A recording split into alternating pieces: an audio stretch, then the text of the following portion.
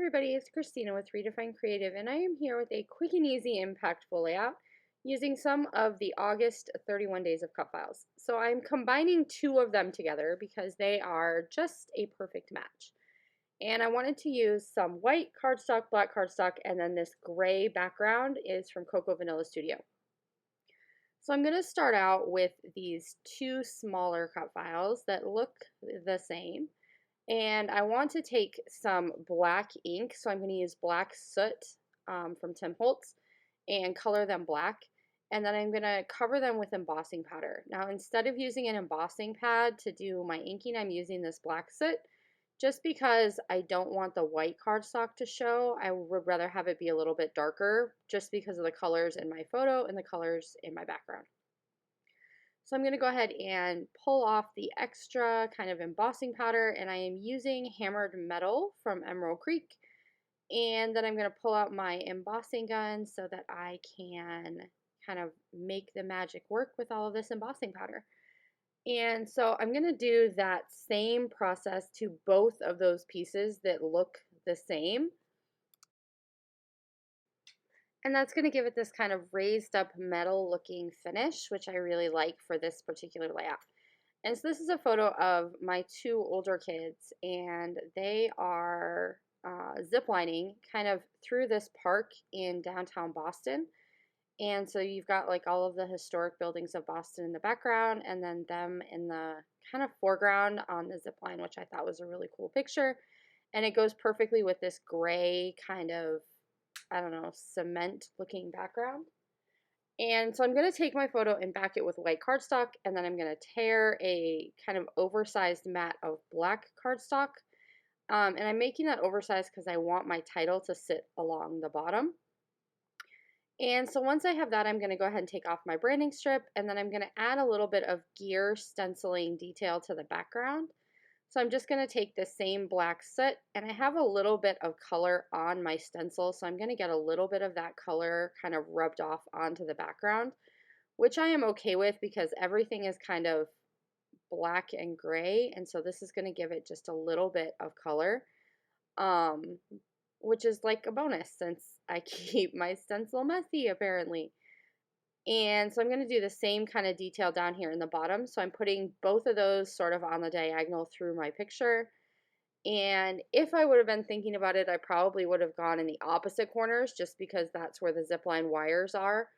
But my go-to tends to be the top left and bottom right for some reason. So then I have this Tim Holtz collage paper that I want to use to just put some additional texture and get some text print in the background.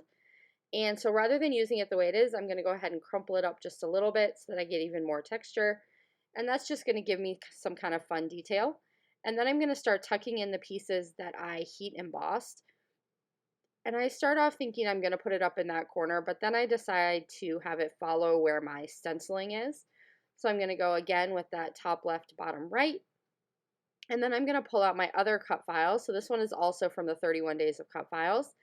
And I'm going to tuck half of it into each of my clusters. And I left this one white because I wanted it to really stand out against all of kind of the black and grays that I have going on. And then I'm going to take a minute, and it's going to take me a second to find an alphabet that I actually like to go with this particular layout. So I look for a while before I find kind of a gray, distressed looking alpha. And I think that one will work perfectly. So I just want to call this Soaring, and I am going to add a little hashtag at the beginning so that it just says hashtag Soaring as my title. And then I'm going to come back in so you can see I'm still like ruffling through the letters trying to find ones that I like. So I'm going to have a bouncing baseline when I put these in there just because it's much easier than trying to line up all those letters having that, and I like having a bouncing baseline.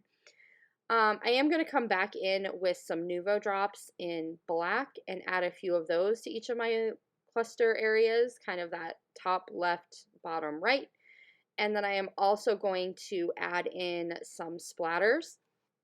And so I did one of my favorite techniques that you'll see coming up here in just a second, where I go ahead and take black acrylic paint, and I'm going to use the black acrylic paint at like its full thickness to splatter with a fan brush. And then after that, I add a bunch of water and I'm going to water it down and add a bunch more splatters. And that's a really good way if you have a hard time getting big splatters and small splatters. If you go ahead and use it with no water added, you're going to get those bigger kind of splatter areas. And then if you use it with water added, you're going to get a bunch of the smaller splatters. So that's kind of my little like tip and trick for the day. So hopefully you enjoyed kind of seeing how this particular layout came together. It is a really quick and easy one. I didn't dig for embellishments. I didn't look for lots of different little add-ons and things. I really did keep it pretty simple because I wanted my focus to really be on my photo. And adding that embossing powder to those cut files really made those elements that are going to stand out and look really cool on this particular layout. And you can kind of see that extra texture I got in the close-up. So I would definitely encourage you to try embossing on top of black ink because it does give you a little bit darker look.